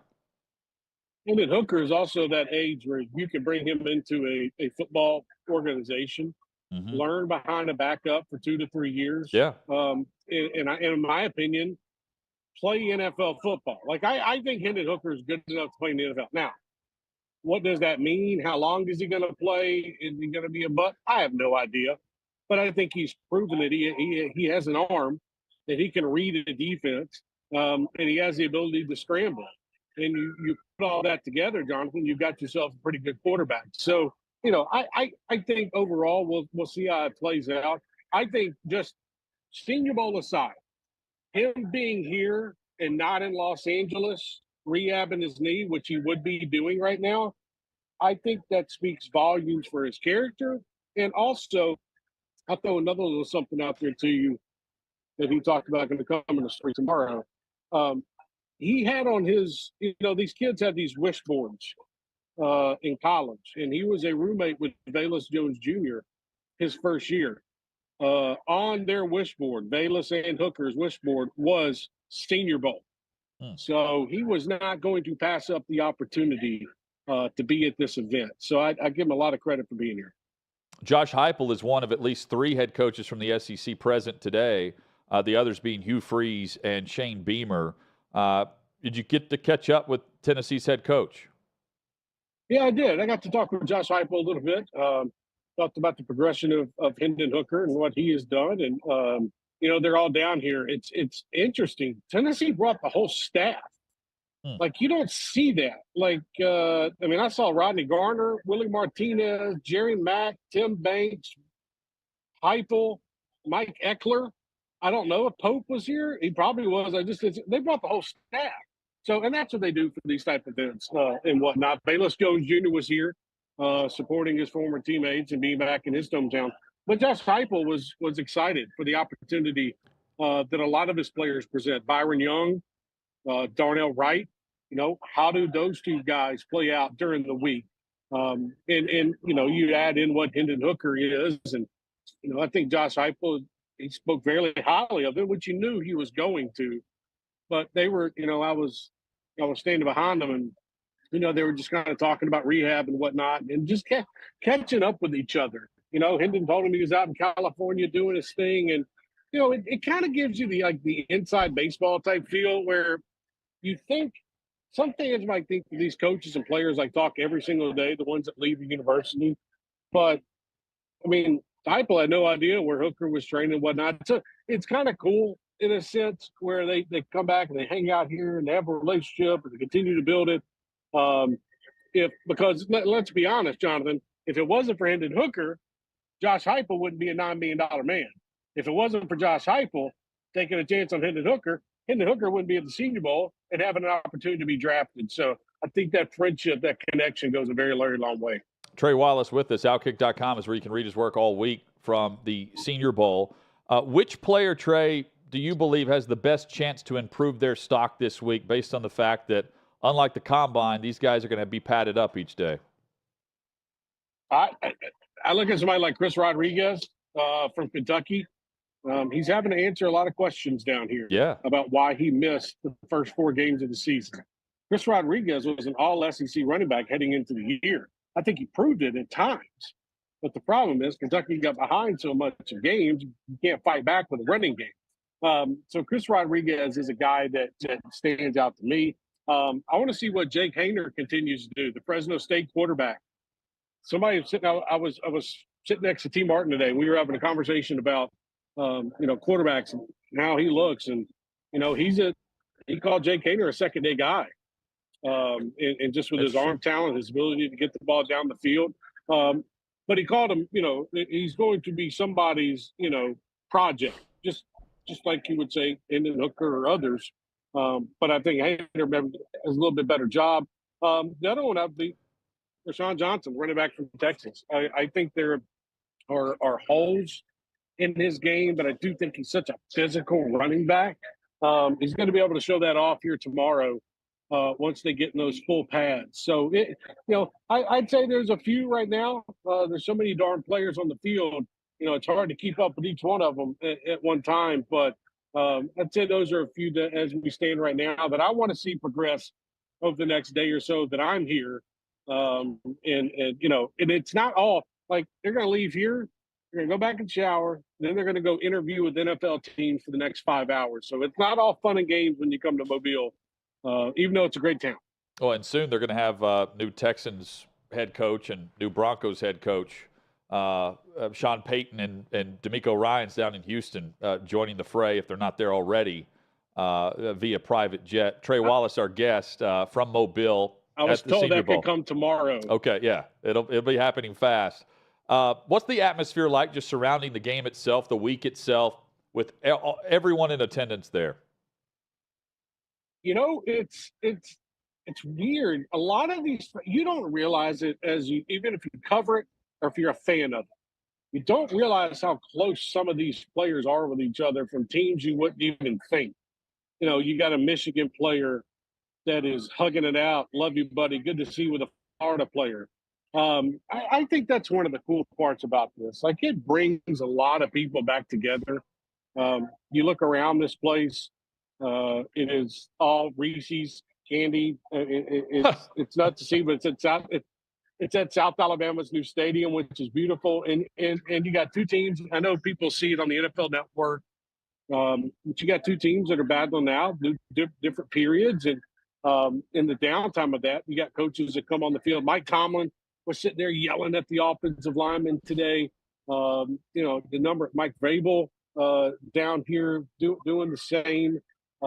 Things are just, it's interesting when you put it all together here in Mobile with the NFL teams that are here, with, the news. It was funny, like the news breaks about Demeco Ryans, and you're down here with 1,000 NFL people. All of a sudden, you just start hearing phones go off and whatnot. So it's one of those cool things about it. And you know what? The stories are really good here. The players are more willing to talk, and it's probably because their SIDs are not here with them to keep them from being quiet.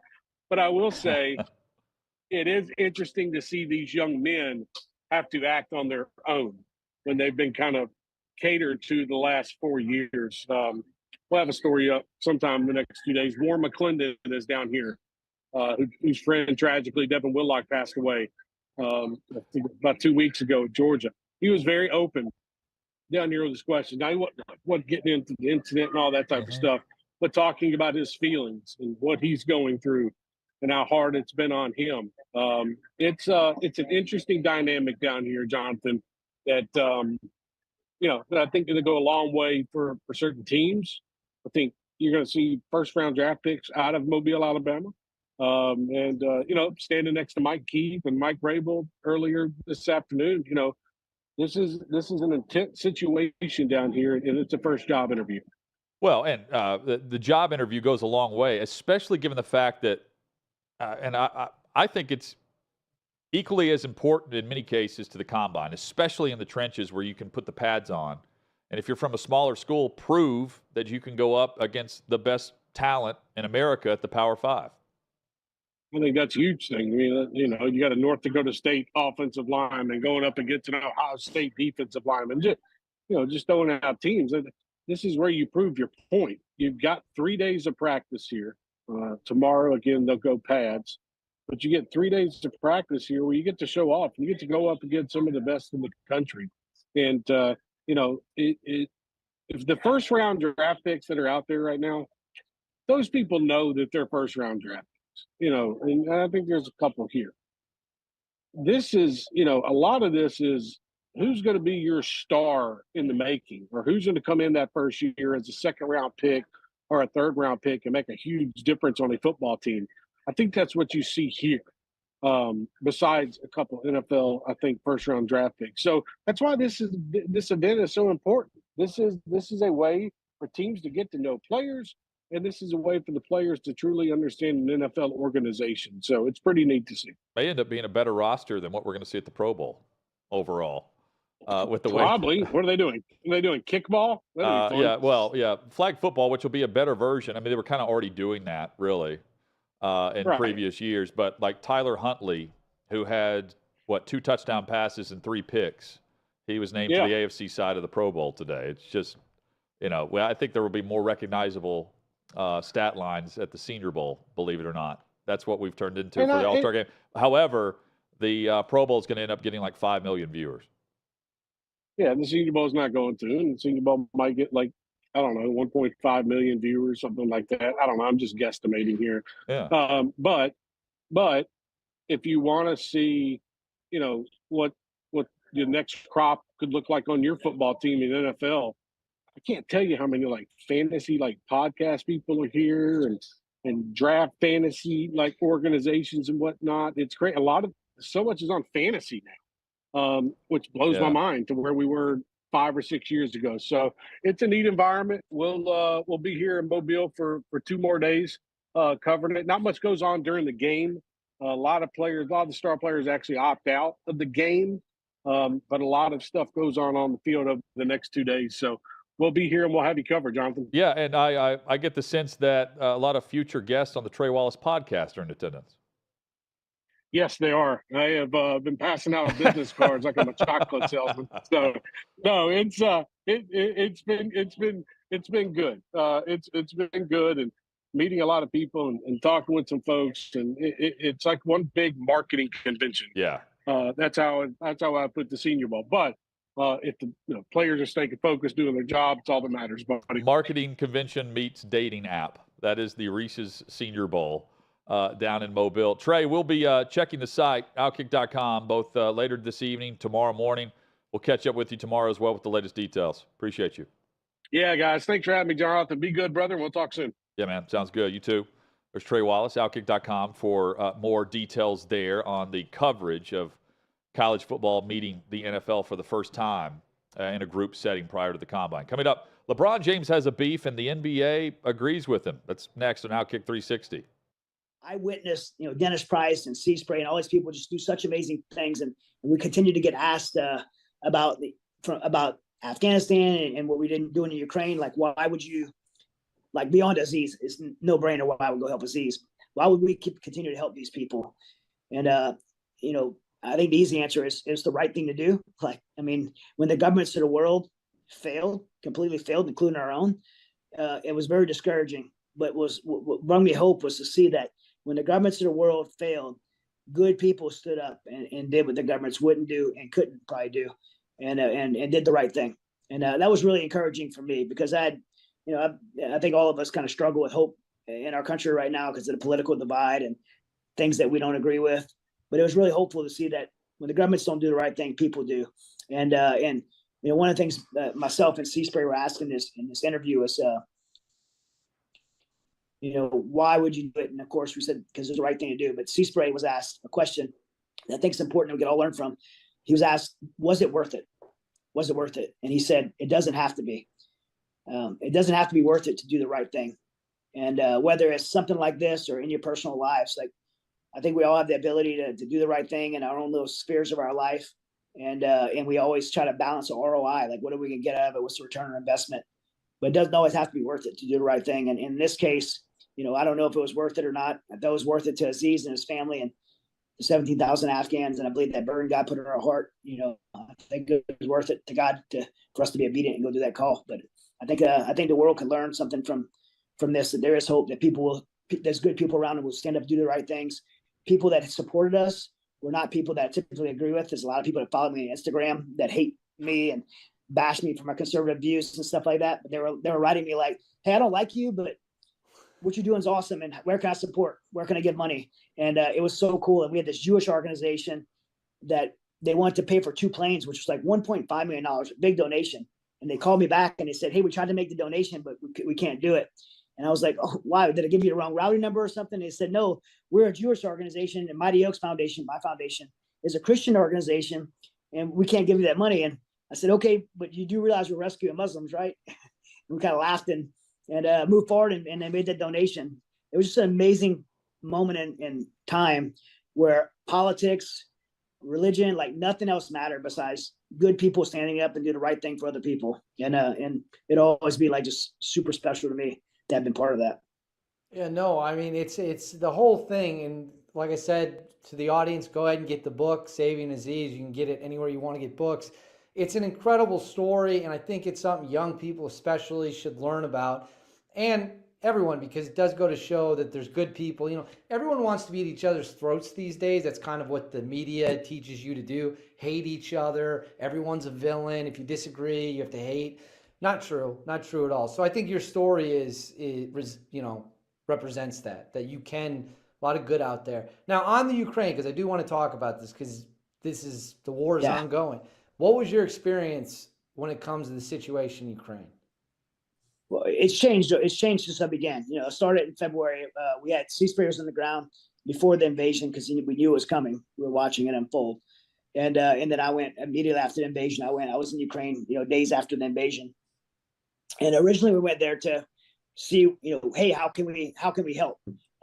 Afghanistan is a lot different. People couldn't go in Afghanistan and load up mass amounts of people to get them out.